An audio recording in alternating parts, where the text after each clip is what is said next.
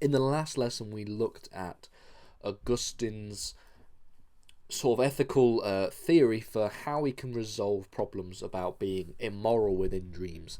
And now in this lesson, we're going to look at more on the ethics of dreaming. Like, effectively, can we just reside purely in Augustine's theory of dreaming, or do we need a little bit more when it comes to the ethics of dreaming? So we're going to look at some of the issues when it comes to the ethics of dreaming in a little bit more detail, and then we're going to look at examine two main positions when it comes to the ethics of dreaming, and ethics in general, really. We're going to look at the consequentialist theory of ethics, and then the deontological theory of ethics. As an introduction, there's more to the ethics of dreaming than the work of St. Augustine. There has to be, because there are more ethical problems that have to be solved when it comes to our actions and conduct when we're dreaming. It is indeed true that Augustine was one of the first to introduce the ideas around ethics and dreaming, but he certainly wasn't the last. And we're going to start by looking at the work of the general theories within consequentialism.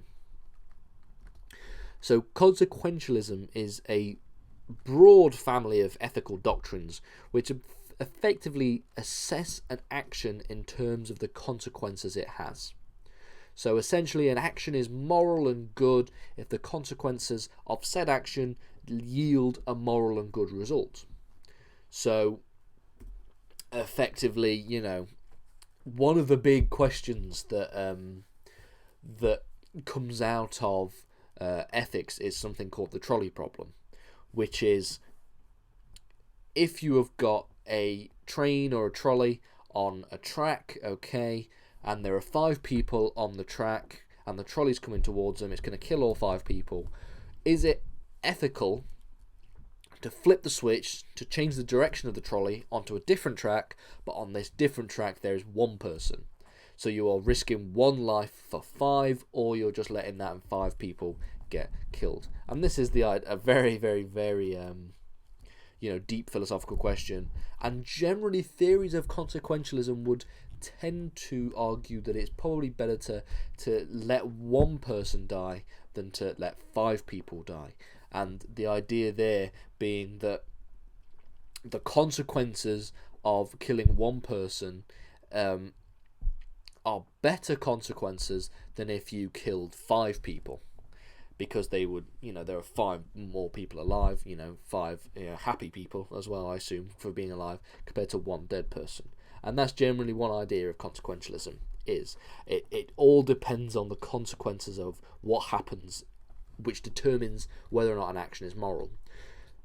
So how does this apply to the ethics of dreaming? Well, we're certainly going to ask a number of questions when it comes to the ethics of dreaming. When it comes, if I dream something immoral, does that mean I have committed an immoral act? Okay, which is the question that we looked at in the last lesson. And then, would dreaming something immoral be worse than doing a slightly less immoral act? This is a very interesting question. So, for example, would dreaming about murdering someone be more immoral than, say, lying to someone in real life? They're both immoral acts, but objectively, most people would agree that murdering someone is worse than just, telling a white lie, lying to somebody. So would murdering somebody in a dream be more immoral than lying to somebody in real life? Which is a very interesting question. So the consequentialist does not make any claims regarding the existence of consequences in dreams. It doesn't say there are consequences from dreaming. All it does claim is, if there are no consequences from dreaming, then there are no ethical problems. Then, dreaming is ethically neutral. So if there are if you dream something and there are no consequences, then the things you dreamt about in that dream have no ethical value. So what if there are consequences? Which is a very interesting question.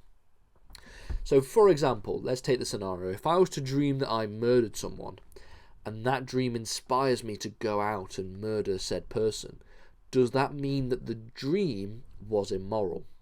So I have a dream that I, stab my friend, for example, and when I wake up, I remember that dream, and I think to myself, that's a very good idea, and it's going to inspire me to grab a knife and go and stab my friend.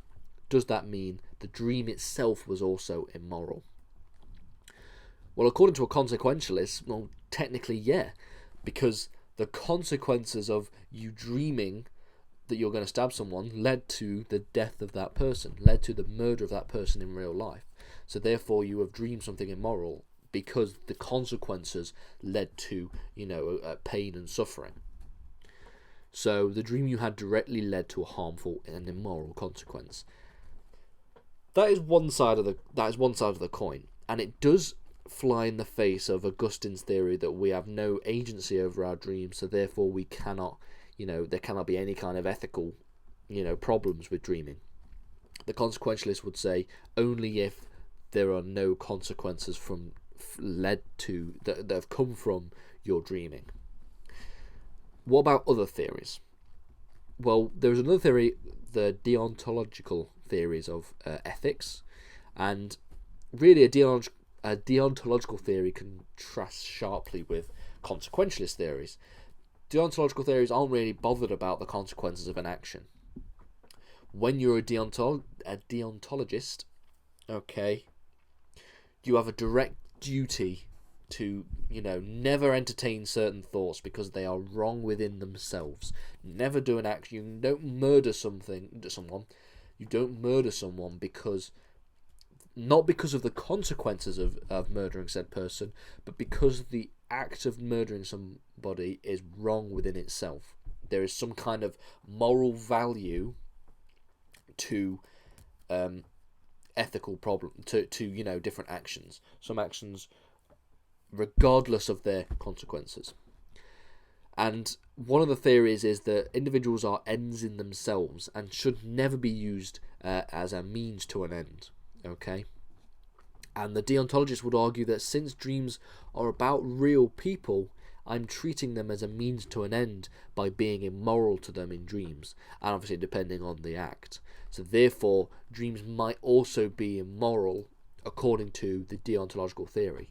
And more strongly, dreams are immoral according to deontological theory because regardless of the consequences of an action, if you dream that you murder somebody, or if you dream that you lie, or you dream that you do anything, you are committing an immoral act.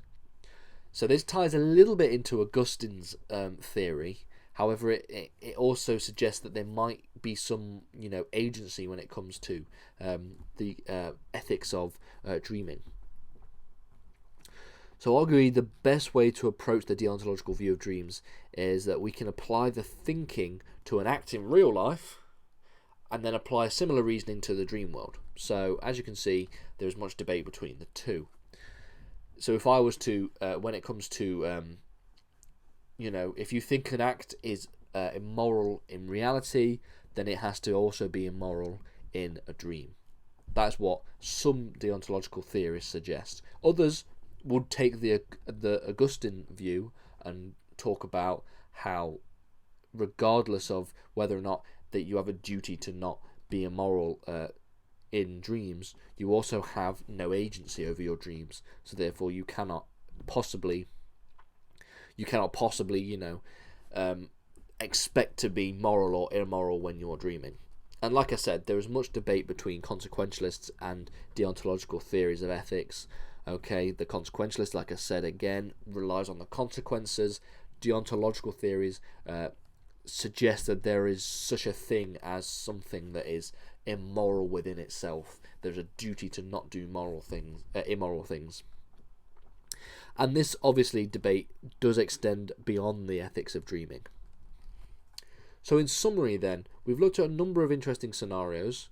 We've learned that there is a lot more to the ethics of dreaming than just the work of St. Augustine. We looked more generally at the ethics of dreaming and the main ethical theories, which are the consequentialist and deontological theories. We also looked at some interesting scenarios regarding the ethics of dreaming. If I was to, murder somebody in a dream and then that inspires me to murder them in real life, does it mean the dream, what I did in the dream was immoral? Or, is dreaming something immoral worse or better than, more moral or more immoral than doing something in reality that is immoral if it is significantly less immoral. Like, for example, murdering somebody in a dream versus, say, lying to somebody in reality. What is more immoral there? And these are the questions that really plague the ethics of dreaming. And we've also, applied the theories of consequentialism and deontology to specifically dreaming and whether or not we can be moral or immoral within dreams. And in the next lesson, we're going to look more at the meaning of dreams. Okay, we're going to take a little bit of a step back from the philosophy of dreaming, the philosophy and the ethics of dreaming, and look at the psychology. Why do we dream? And then in the last lesson, we're going to look at the functions of dreaming. Okay, what purpose does dreaming actually serve the brain, you as a person?